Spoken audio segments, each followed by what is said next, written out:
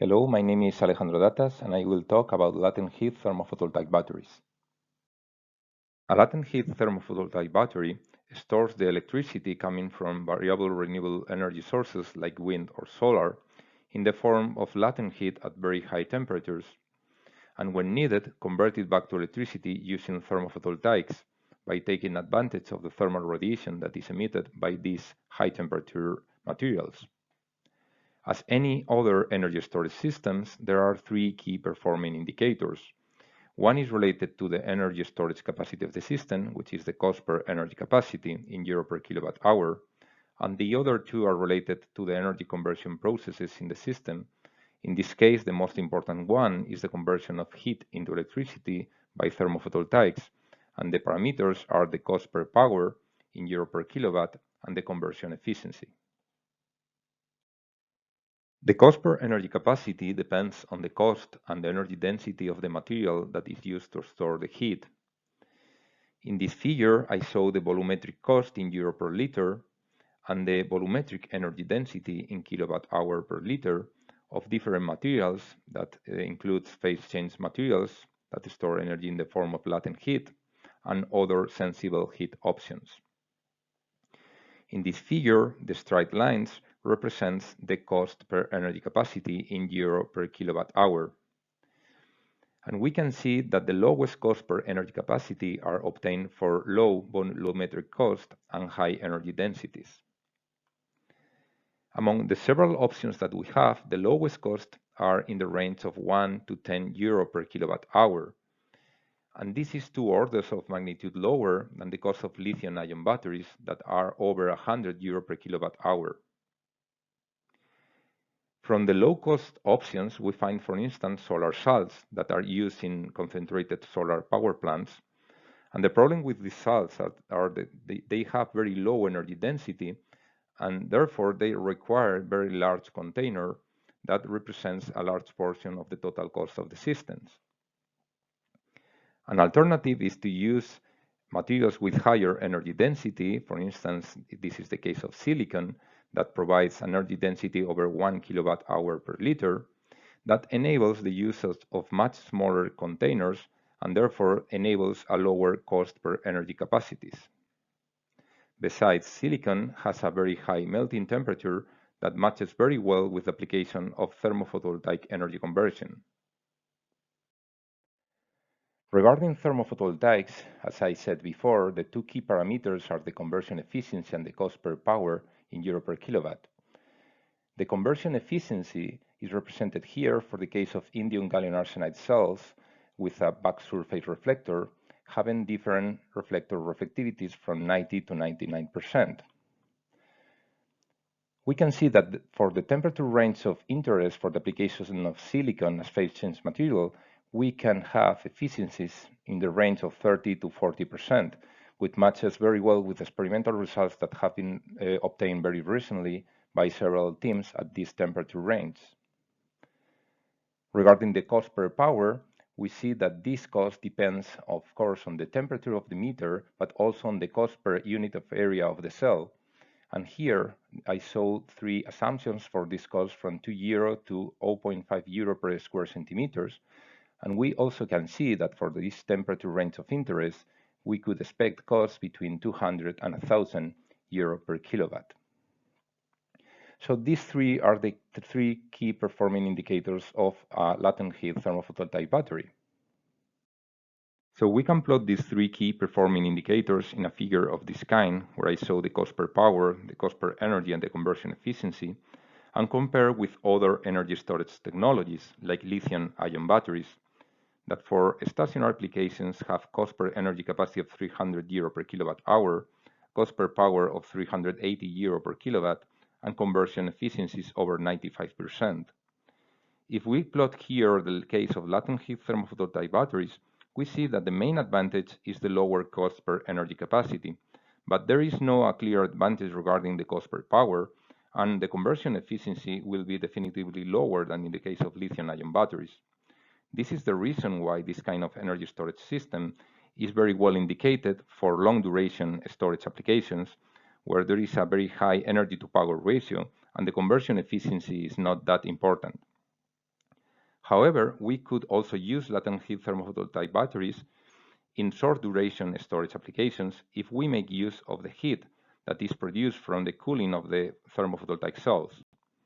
In this cogeneration approach, we will have a higher overall conversion efficiency and a lower cost per power, as in this case we have two kinds of output powers.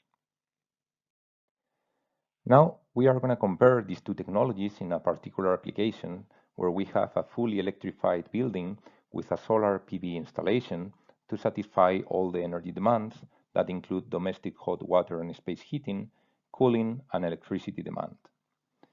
Therefore, we need an energy storage system, in this case the lithium-ion battery, some hot water storage to provide heating needs, and a heat pump to provide the cooling.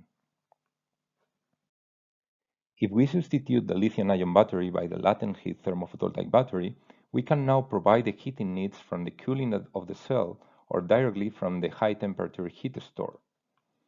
The thermophotovoltaic generator will provide electricity to supply the electricity demand and the heat pump for cooling.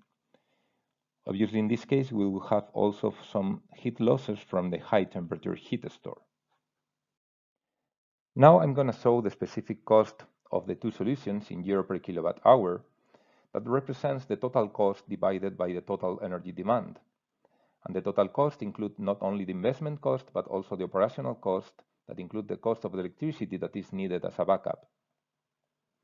Here in the blue region, I represent the results for the lithium-ion battery, assuming today's cost per energy capacity of 300 euro per kilowatt hour and the future projections of 150 euro per kilowatt hour.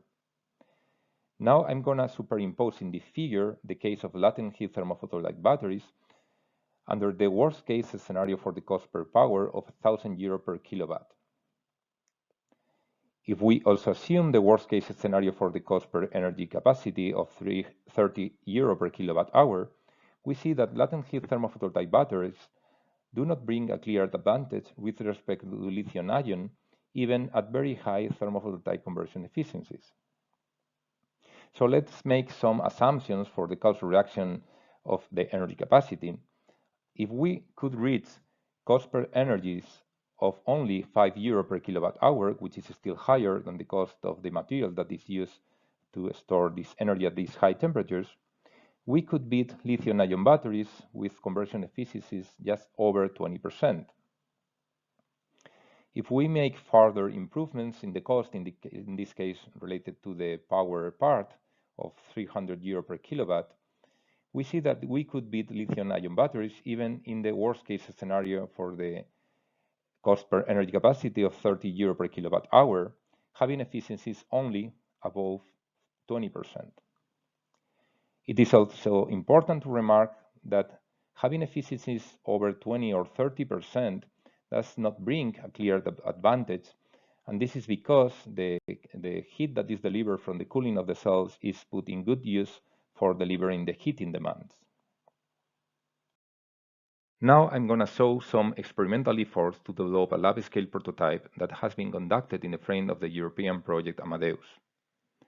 Here you can see some pictures of the system, including the full chamber that has been manufactured by Ion Back Process, an Italian company, and enables to create either vacuum or inert atmosphere in their entire system. Here's a detailed picture of the crucible that is made of carbon and is very well isolated from the environment by using carbon-based thermal insulation materials. Finally, you have here the thermophotovoltaic cell that is facing the bottom part of the crucible and is made of a gallium antimonide from GS crystals. Here you can see a picture of the system in operation, where you see the crucible at over 1000 degrees Celsius and the thermophotovoltaic cell at temperatures lower than 40 degrees Celsius. Just as an example, here are the IV curves that have been recorded for this cell when the crucible temperatures go from 700 to 1020 degrees Celsius. We have conducted preliminary experiments using copper as a phase change material. Here you can see the pictures before and after the experiments. And on the bottom, you see a graph that shows the temperature of the bottom part of the crucible as a function of time for two cases where we have an empty crucible and a crucible that is filled with 3 kilograms of copper. So we see here that the phase change occurs in a narrow temperature range that is slightly lower than the melting point of copper just because the temperature is measured in the crucible but not directly in the copper. So if we look at the phase change process, we see that the temperature is kept more or less constant, and this is mostly because of the high thermal conductivity of copper. During the solidification, we see that there are two fronts, one from above and one from below, and the one from above is related to the very high amount of losses that exist in this lab scale prototype. Here I saw a possible future large-scale prototype of 50 kilowatt-hour of energy capacity, where the PCM is contained in a cylindrical crucible, where there is an optical cavity where you can introduce the thermophotovoltaic generator. This system has been described in this publication and has the advantage that can be easily scaled up to larger energy capacities. And here I show the case of 500 kilowatt-hour system. And the advantage of making large systems is that we can increase the volume to surface ratio, and therefore we can reduce the amount of heat losses of the system. In summary, latent heat thermophotovoltaic batteries could beat lithium-ion batteries not only in long-duration storage applications, but also in short-duration applications if we make use of the heat that is produced during the cooling of the TPV cells, and therefore we use the storage system in a cogeneration approach. However, we need to meet some key performing indicators, such as a TPV conversion efficiency over 20 or 30%. The cost per energy should be lower than 10 euro per kilowatt hour, and the cost per power should be below 500 euro per kilowatt. Thank you very much. I'm happy to take your questions.